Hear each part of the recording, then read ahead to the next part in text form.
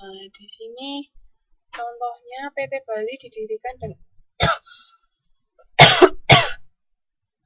dengan modal satu air. Jumlah sahamnya ada 1 juta lembar. Nominalnya per lembar saham itu 10.000.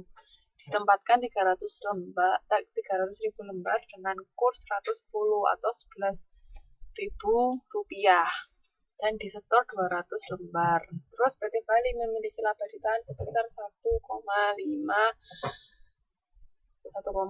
miliar. Nah, di sini kursnya 110 itu maksudnya dia harga jualnya itu 10% lebih banyak dari harga nominal. Jadi kan misalnya harga nominalnya 10.000.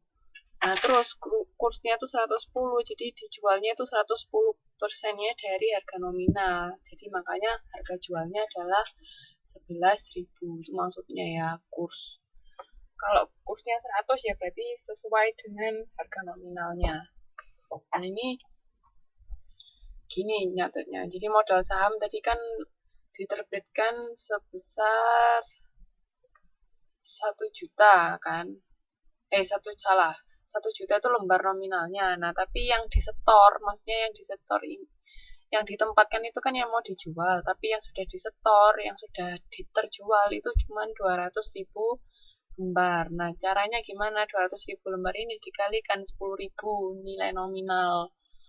Itu ketemu 2 miliar.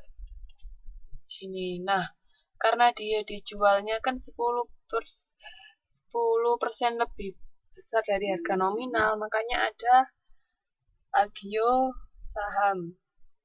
Agio saham itu maksudnya semacam keuntungan dari penjualan saham ya, karena dia dijual 10% lebih tinggi daripada harga nominalnya. Makanya di situ kan berarti kelebihannya per lembar saham kan 1.000 rupiah kan. 1.000 rupiah dikalikan 200.000 lembar. Berarti agio sahamnya sebesar 200 juta. Dan jumlah modal yang disetor itu ya totalnya modal saham ditambah agio sahamnya sebesar 2,2 miliar. Terus si perusahaan tadi kan punya laba ditahan sebesar 1,5 miliar. Nah, totalnya jumlah modal pemegang saham ya 3,7 miliar. Hitung-hitungannya kayak gitu. Sampai sini ada paham kan? Nanti kita bahas lebih lanjut buat tentang soalnya. Terus di sini ada jenis saham. Jenis saham itu bisa dibedakan menjadi 2, yaitu saham biasa, itu saham yang tidak memiliki keistimewaan tertentu dibandingkan saham-saham yang lain. Sedangkan yang kedua itu saham prioritas atau saham preferen. Dia saham yang memiliki hak-hak tertentu. Jadi ada 2 ya, saham biasa sama saham prioritas. Nanti bedanya apa kita bahas selanjutnya. Kalau saham di sini, saya tulis di PPT.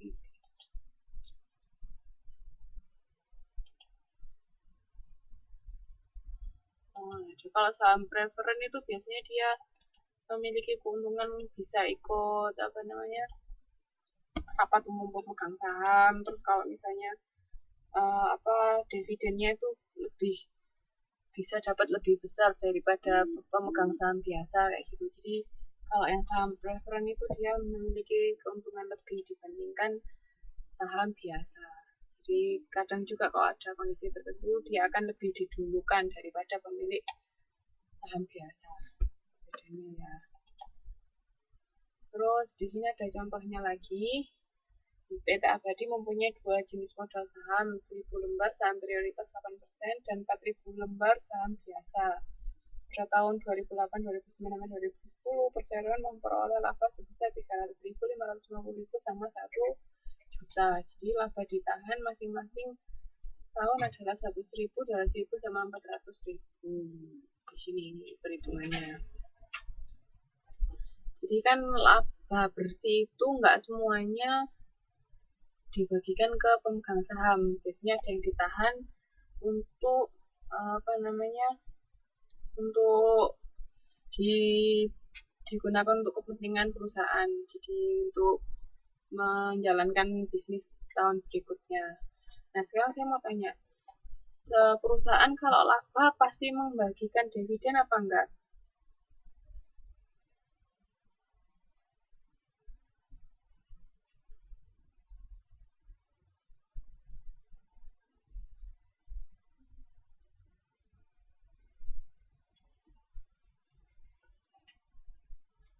Pasti enggak? Tiap tahun perusahaan pasti membagikan dividen enggak?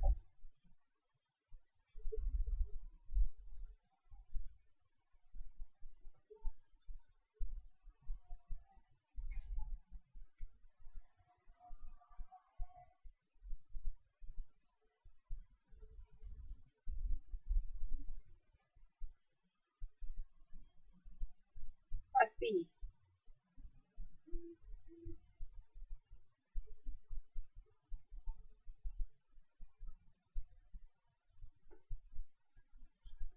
Oke, jawabannya kurang. Jadi perusahaan itu dia sebenarnya tidak ada kewajiban untuk membagikan dividen setiap tahun. Jadi tergantung kondisi perusahaan. Misalnya ada walaupun perusahaan itu laba, tapi mungkin labanya nggak terlalu besar, itu dia bisa tidak membagikan dividen ke pemegang saham. Jadi nggak harus selalu membagikan dividen, tergantung kondisi perusahaan pada saat itu. Walaupun dia laba, tapi mungkin misalnya karena labanya nggak terlalu banyak atau kondisi perekonomian sedang nggak baik kayak misalnya sekarang, dia nggak harus membagikan laba, nggak apa-apa. Itu ya, jadi nggak tentu setiap tahun harus membagikan dividen, tergantung situasi dan kondisi pada saat itu seperti apa. Itu bedanya. Nah, jadi kalau mbak-mbak sama mas-mas beranggapan harus membagi dividen, itu enggak. Jadi tergantung situasi. Makanya kan tadi kan kayak yang saya bilang, laba itu bisa sebagian dibagikan berupa dividen, bisa lagi sebagian ditahan untuk operasi periode berikutnya. Itu tadi. Makanya di situ perusahaan itu tidak selalu membagi dividen walaupun dia mendapatkan keuntungan. Nah, di sini laba bersih dikurangi laba yang ditahan, itu ketemu laba yang dibagikan ke investor. Nah, di sini dividen saham prioritasnya dia kan sudah ketemu 8% kan. Nah, 8% dari itunya itu 80.000 sini ketemunya. Terus sisanya baru dibagikan ke pemegang saham biasa, ke dividen saham biasa. Jadi hitungannya seperti ini. Di lembar dividen untuk saham biasanya kan 4.000 lembar, untuk saham prioritasnya 1.000 lembar. Jadi tinggal 80.000 dibagikan 1.000, terus 120, 170, sama 520 dibagi 4.000. Jadi ketemunya dividennya sekian per lembar saham. Biasanya ini perhitungannya per lembar saham. Kan kadang-kadang satu orang nggak cuma punya satu lembar saham, tapi beberapa lembar. Gitu. Oke, terus nah di sini ada dua macam jenis saham prioritas. Yang pertama adalah saham prioritas partisipasi, yaitu saham yang selain memperoleh dividen, yang tetap juga ikut ambil bagian dalam pembagian keuntungan bila keuntungan melebihi persentase tertentu. Jadi tergantung kondisinya. Misalnya keuntungannya sangat besar, terus bisa dapat lebih kalau yang memegang saham prioritas partisipasi. Terus habis itu kalau yang kumulatif itu saham-saham yang jika pada satu tahun perusahaan tidak membagikan laba, kan kayak yang tadi saya bilang, perusahaan tidak tentu setiap tahun membagikan laba, tergantung kondisi, itu maka dividennya dari tahun